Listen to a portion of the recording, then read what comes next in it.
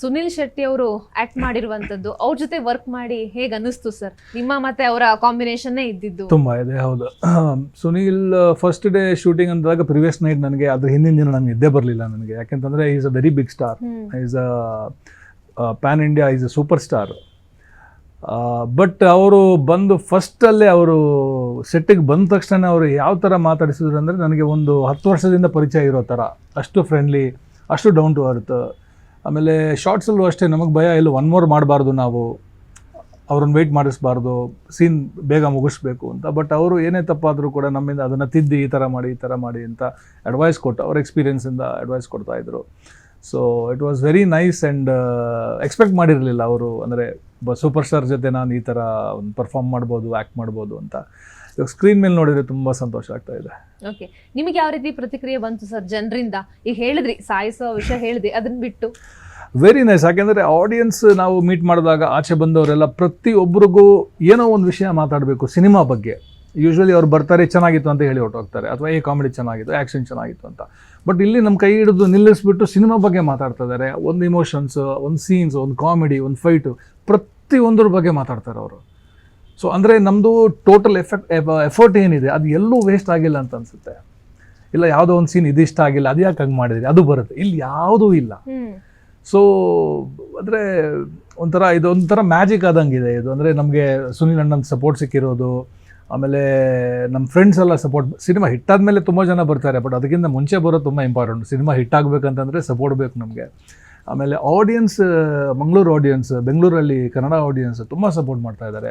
Social media ಆಗಿರ್ಬೋದು, book ಮೈ ಶೋಲ್ ಆಗಿರ್ಬೋದು, and Instagram. ನಾನು ಯಾವತ್ತೂ ಚಾರ್ಜರ್ ಇದು ಪವರ್ ಬ್ಯಾಂಕ್ ಇಟ್ಕೊಂಡು ಓಡಾಡ್ದವನಲ್ಲ, ಬಟ್ ಇವಾಗ ನನಗೆ ಅಷ್ಟು ಮೆಸೇಜಸ್ ಬರ್ತಾ ಇದೆ, ಇಷ್ಟು ಚೆನ್ನಾಗಿ ಮಾಡಿದ್ದಾರೆ, ಅವ್ರು ಚೆನ್ನಾಗಿ ಮಾಡಿದ್ದಾರೆ, ಇವ್ರು ಚೆನ್ನಾಗಿ ಮಾಡಿದ್ದಾರೆ, ಸಿನಿಮಾ ಚೆನ್ನಾಗಿ ಮಾಡಿದ್ದಾರೆ ಅಂತ. ಬೇಸಿಕ್ಲಿ ಸ್ಟಾರ್ಟ್ ಆಗಿದ್ದು ತುಳು ಸಿನಿಮಾ ಅಂತ.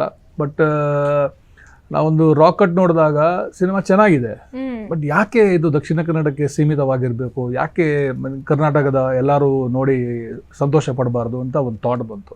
ಸೊ ಅದಕ್ಕೋಸ್ಕರ ಈಗ ಅಂದರೆ ಇಷ್ಟು ರಿಯಾಕ್ಟ್ ಮಾಡ್ತಾರೆ, ಈ ಥರ ರೆಸ್ಪಾನ್ಸ್ ಸಿಗುತ್ತೆ ಅಂತ ಎಕ್ಸ್ಪೆಕ್ಟ್ ಮಾಡಿರಲಿಲ್ಲ ನಾವು. ನೀವು ಈ ಸಿನಿಮಾದಲ್ಲಿ ವಿಲನ್ನು, ನಿಮ್ಮ ಜೊತೆ ಎಲ್ಲ ಸಿನಿಮಾದಲ್ಲೂ ವಿಲನ್ನೇ ಮೇಡಮ್. ಸೊ ಈ ಸಿನಿಮಾದಲ್ಲಿ ವಿಲನ್ ಆಗಿರುವಂತದ್ದು, ಜೊತೆಗೆ ಅರವಿಂದ್ ಬೋಳರ್ ಇರ್ಬೋದು, ಜೊತೆಗೆ ಇವರು ಯಾರು ನವೀನ್ ಡಿ ಪಡೀಲರ್ ಇರ್ಬೋದು, ಅವ್ರದ್ದೆಲ್ಲ ಕಾಮಿಡಿಯಾಗಿ ಹೋಗುತ್ತೆ ಸರ್ ಸಿನಿಮಾದಲ್ಲಿ. ನಿಮ್ಮ ಸೀನ್ ಅವ್ರದ್ದು ಬಂದಾಗ, ಒಂದು ಕಿಡ್ನಾಪಿಂಗ್ ಸೀನ್ ಎಲ್ಲ ಬಂದಾಗ ಕಾಮಿಡಿಯಾಗಿ ಹೋಗುವಂಥದ್ದು.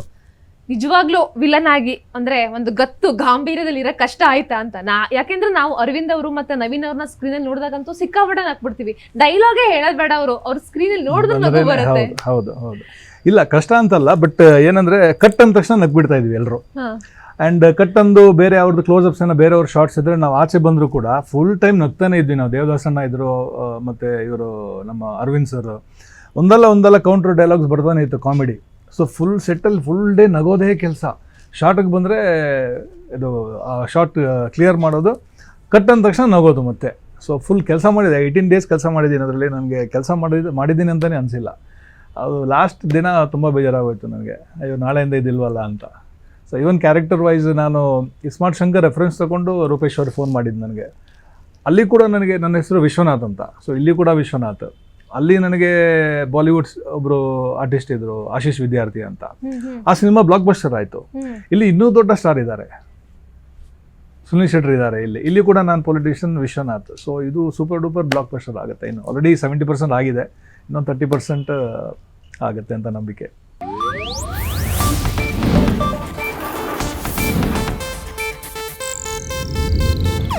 ಇದು ಏಷ್ಯಾನೆಟ್ ನ್ಯೂಸ್ ನೆಟ್ವರ್ಕ್ ಪ್ರಸ್ತುತಿ.